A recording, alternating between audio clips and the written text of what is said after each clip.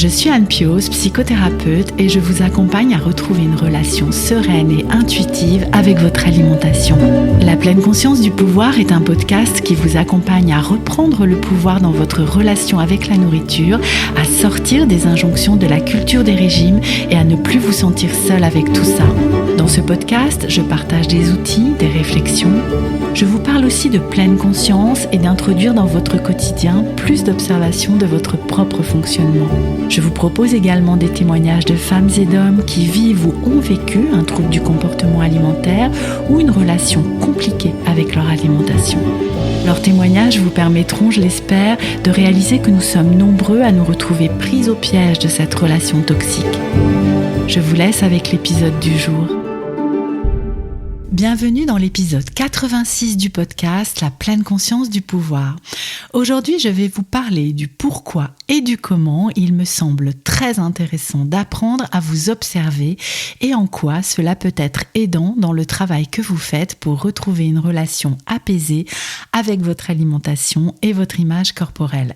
Mais avant d'entrer dans le vif du sujet, je voulais vous parler de l'initiative qui m'a été soufflée par l'une d'entre vous. J'ai reçu il y a peu une proposition très généreuse de contribuer financièrement au podcast qui reste aujourd'hui disponible totalement gratuitement. D'ailleurs, un jour, une amie m'avait demandé « Mais comment es-tu rétribuée pour le travail que tu fais sur le podcast ?» Et elle semblait éberluée que ce travail soit bénévole.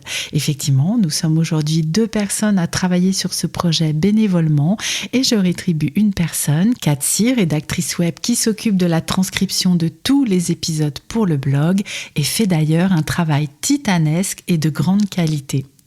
Il existe à ma connaissance 2 moyens de pouvoir rétribuer le travail de création de contenu, la publicité ou la vente de produits via le podcast, ou alors la participation financière des auditeurs. Ce peut être par exemple par le biais d'un abonnement, mais cette solution ne me convient pas car je souhaite que la pleine conscience du pouvoir puisse continuer à être diffusée largement.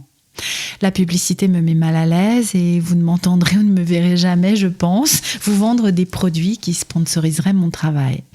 Alors j'ai fait le choix de proposer aux personnes qui le souhaitent de faire un don mensuel ou ponctuel par le biais de la plateforme Tipeee. Ainsi, celles et ceux d'entre vous qui souhaitent contribuer pourront le faire avec le montant de leur choix. Bref, je ne la fais pas plus longue sur ce sujet et vous laisse découvrir tout ça en suivant le lien vers la page Tipeee de la pleine conscience du pouvoir qui se trouve dans la description de cet épisode. Je vous rappelle également qu'il existe des moyens de soutenir gratuitement le podcast en le partageant autour de vous, en vous y abonnant, en laissant une note et un avis sur votre plateforme si elle le permet, comme le font Apple Podcast ou Spotify. Merci 1000 fois à celles et ceux qui prennent le temps de le faire. Revenons donc au sujet du jour, apprendre à vous observer. Je parle souvent aux personnes que j'accompagne du fameux moi observateur. Ce moi observateur, c'est cette part de nous qui peut faire un pas de côté et ainsi observer ce que nous sommes en train de vivre. Un autre terme que vous avez peut-être déjà entendu et qui parle de cette possibilité que chacun de nous peut développer, c'est la métacognition qui parle de l'observation des pensées. En termes plus psy, c'est la cognition sur la cognition.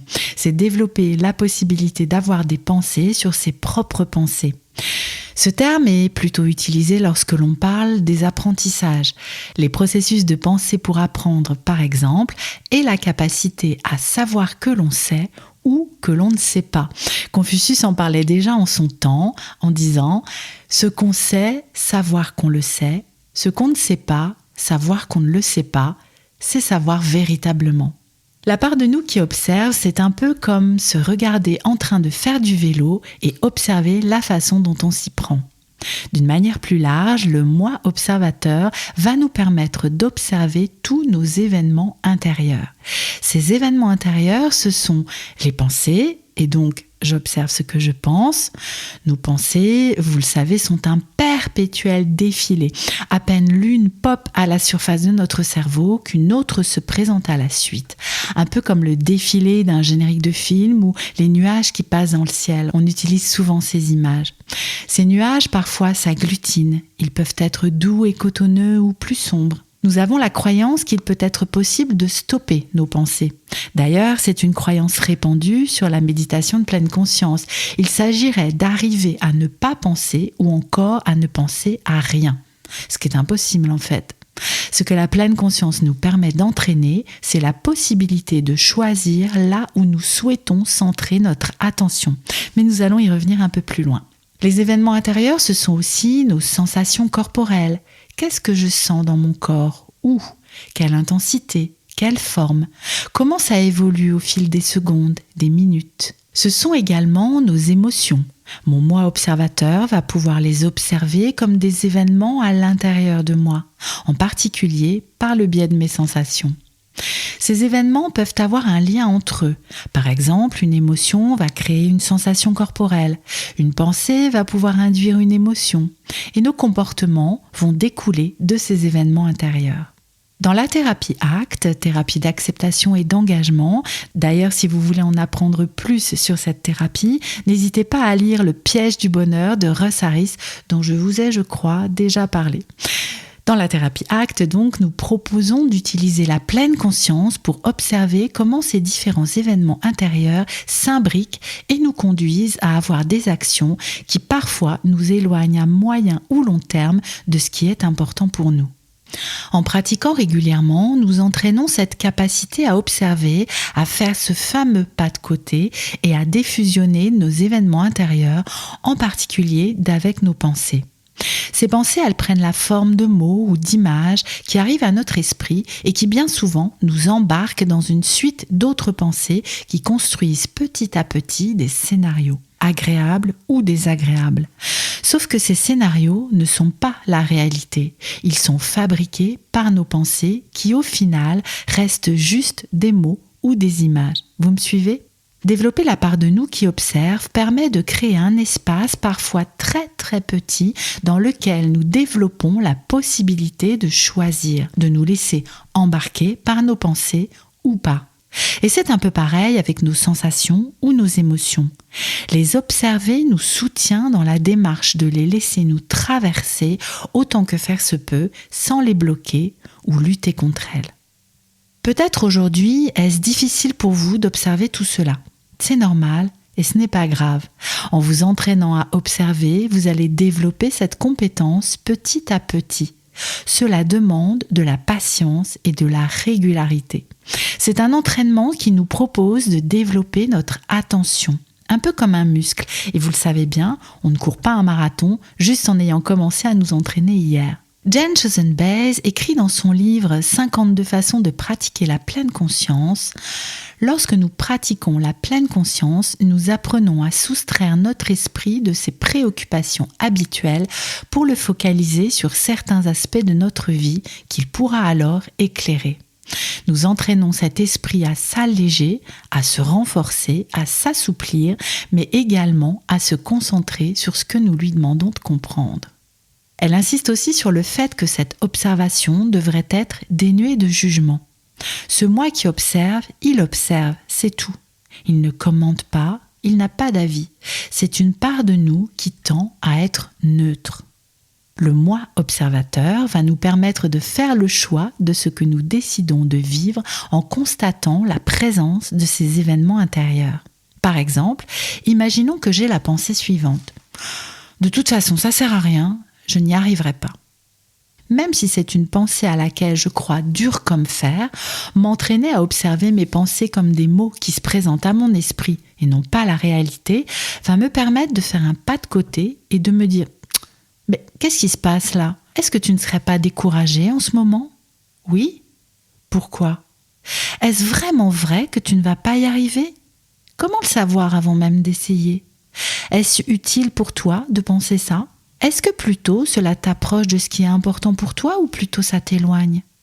En fait, observer que je suis en train de penser que ce n'est pas une vérité absolue va me permettre d'avoir un dialogue intérieur bienveillant qui petit à petit se développera.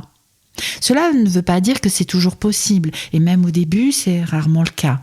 D'ailleurs, nous faisons souvent le constat après coup de voir là où nos pensées nous ont embarqués.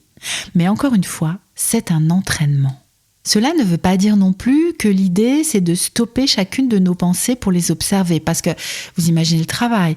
Des milliers, voire des dizaines de milliers de pensées arrivent chaque jour à notre esprit.